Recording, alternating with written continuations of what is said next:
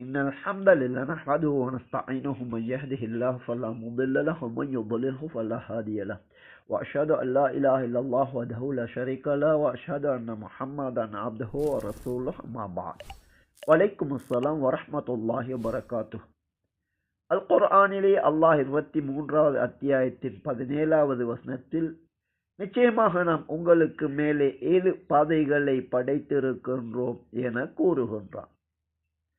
அல்லாஹ்வின் இந்த வார்த்தையின் கருத்து என்ன, விளக்கம் என்ன என்று அடுத்து ஒரு கேள்வி தொடுக்கப்பட்டுள்ளது. ஒட்டுமொத்த படைப்பினங்களதும் ஒரே படைப்பாளன் கண்ணியமிக்க அந்த அல்லாஹ் மட்டுமே ஆவான்.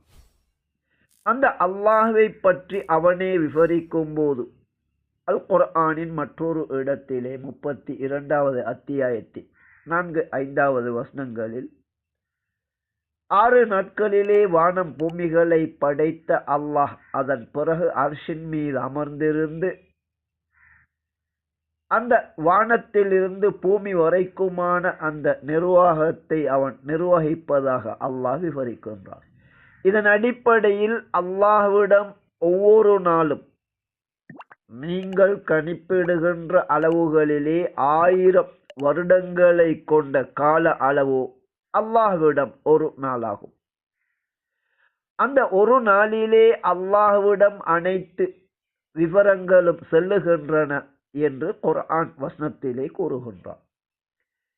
குர்ஆனுக்கு விளக்கம், முதன்மை விளக்கம் என்பது நபி மூலம் தரப்பட்ட சஹீஹான ஹதீஸ் என்பது ஒவ்வொரு மனிதனும் ஒவ்வொரு முஸ்லிமும் அறிந்து வைத்திருக்க வேண்டிய விடயம்.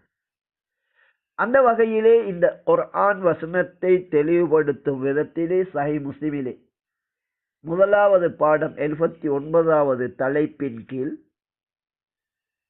ஒவ்வொரு நாட்களுடைய செயல்களும் பகலில் உள்ள செயல்கள் இரவு வருவதற்கு முன்னரேயே அல்லாஹ்விடம் சென்று விடுகின்றன. அதே போன்று இரவில் உள்ள விடயங்கள் பகல் வருவதற்குள் அது அல்லாஹ்விடம் சென்று விடுகின்றது.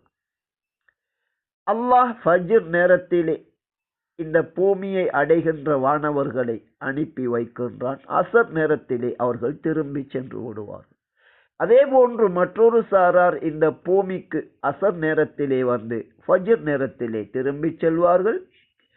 அல்லாஹ்வுடைய இந்த நிர்வாகம் பற்றி அத்தனை விடயங்களையும் இந்த வானவர்கள் அல்லாஹ்விடம் எடுத்து செல்லுவார்கள். இந்த வசனங்கள் ஹதீஸ்களிலிருந்து நாம் இங்கு கேள்வியாக தொடுக்கப்பட்ட வசனம் 23வது அத்தியாயத்தின் 17வது வசனம். 7 வானங்களை உங்களுக்கு மேலே நாம் 7 பாதைகளை படைத்திருக்கின்றோம் என்று கூறுகின்றான். இந்த தராயக் என்று இங்கு பயன்படுத்தப்பட்டுள்ள வார்த்தை ஒன்றின் மீது ஒன்று அமைந்திருக்கின்ற தட்டுகளை தராயக் என்ற வார்த்தையிலே அரபு மொழியிலே கூறப்படும். குர்ஆன் இதற்கு பயன்படுத்துகின்ற மற்றொரு வார்த்தை திபாக் என்ற ஒரு வார்த்தையும் குர்ஆனிலே இருக்கின்றது. ஒன்றின் மீது ஒன்று இருக்கின்ற தட்டுகளை இவ்வாறு கூறப்படும். எனவே வானங்களை தட்டுகள் என்றும் பாதைகள் என்றும் குறிப்பிடுவதன் விளக்கத்தை நாம் சுட்டிக்காட்டிய குர்ஆன் வசனம், நாம் சுட்டிக்காட்டிய சஹீஹ் முஸ்லிமில் உள்ள ஹதீஸ். வானங்கள் என்பவை வானத்திற்கு மேலே அர்ஷிலிருந்து அல்லாஹ் இவை அனைத்தையும் நிர்வகிக்கின்றான். பூமிக்கு இறங்கி வரக்கூடியவை, பூமியிலிருந்து வெளியேறக்கூடியவை, அதே போன்று வானிலிருந்து இறங்கக்கூடியவை, வானிற்கு வரக்கூடியவை, இவை அத்தனையும் அல்லாஹ்விடம் கொண்டு செல்லப்படுகின்றது. அல்லாஹ்விடமிருந்து இந்த பூமிக்கு கொண்டு வரப்படுகின்றது. இதற்காக வானவர்கள் பயன்படுத்துகின்ற அந்த பாதை ஒவ்வொரு வானமாக அதிலிருந்து இறங்கி வருகின்றார்கள். எனவே குறிப்பாக அல்லாஹ்வுடைய இந்த மிகப்பெரிய நிர்வாகத்தின் ஒவ்வொரு நாளும் வானவர்கள் பயன்படுத்துகின்ற பாதையாக இந்த 7 வானங்கள் இருக்கின்றன. அதே போன்று இந்த 7 வானிலே வசிக்கின்ற வானவர்கள் உட்பட அல்லாஹ்வுடைய படைப்புகளும் இருக்கின்றன.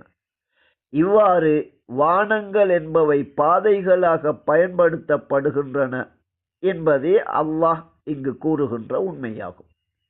ஒன்றின் மீது ஒன்று தட்டுக்களாக அவற்றை படைத்திருக்கின்றான்.